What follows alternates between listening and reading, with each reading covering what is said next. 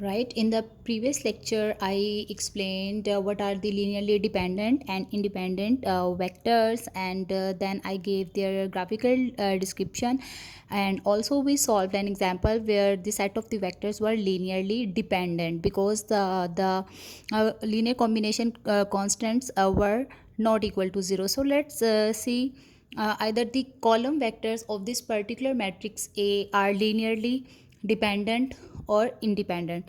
So again, what we need to do, we need to first write the linear combination equation, that is C1 V1 plus C2 V2 plus C3 V3 is equal to 0. And then the next step is to look for the constants values. So I will again write it as C1 as it is, and the column vector, the first column vector is 0 1 and 5. Similarly, plus C2 and V2 is 1 2 8 plus C3 and 4 minus 1 0. It should be equal to 0. Let's develop or generate the linear combination equation or this homogeneous system. 1 dot C2 plus 4C3 is equal to 0. Similarly, C1 plus 2 times of C2 minus C3 is equal to 0, and 5C1 plus 8C2 plus 0C3 is equal to 0. Now let's develop the augmented matrix from this homogeneous system of equations. So we will have 0 over here, then 1 and 5, 1 to 8 and 4 minus 1 0.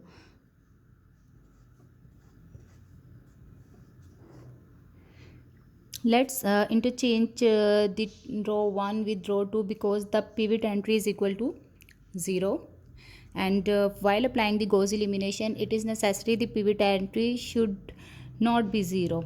Otherwise, when we will perform the division operation, then any entry with the divided by with 0 entry will generate an infinity error. That's why, just to avoid that, I will just swap row 1 with row 2.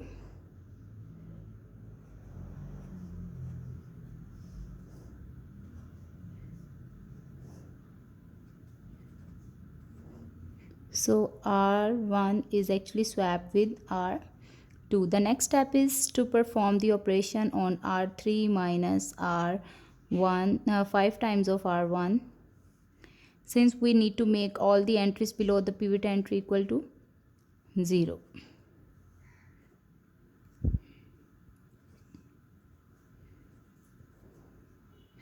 So 0, 8 minus 10 minus 2 0 minus minus plus, this is equal to 5, and here we'll get it equal to 0.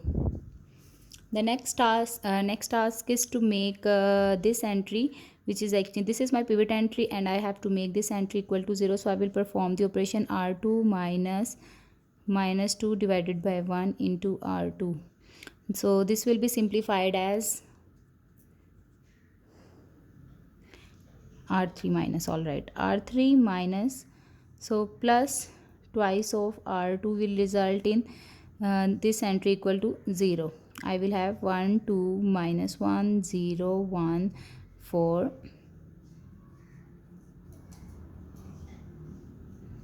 This entry equals to 0. This is also equal to 0. R2 R3 plus 2 times of R2. So 2 times of R2 means 5 plus 8, which is equal to 13. So this is equal to this.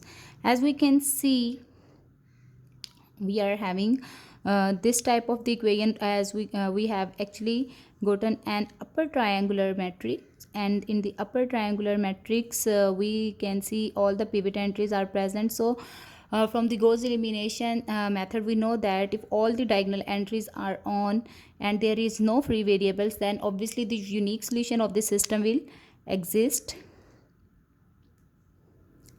which is equal to what? I will write it as 13 dot C3 is equal to 0, leading to C3 is equal to 0, then C2 plus 4 times of C3 is equal to 0.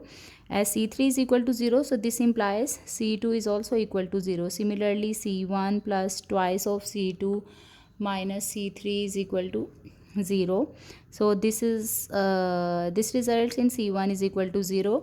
Now you can see clearly here the column vectors C1, C2, C3, or in other words, all the coefficients are equal to 0. So only the trivial solution of the system exists. That's why we claim that these vectors are linearly independent. There are no values of these constant C1, C2 and C3 that will result this linear combination equal to 0 except the zeros itself. So another way of looking either the set of the vectors are linearly dependent or not, if we are having a certain number or the set of the vectors like 1 2 3 4 5 6 7 8 9 10 11 12 13 14 and 15. So if you look at this matrix, you can clearly see that the number of vectors are more as compared to the number of entries in each vector. So whenever this scenario arises, we claim that these vectors are linearly dependent. I hope this will be helpful.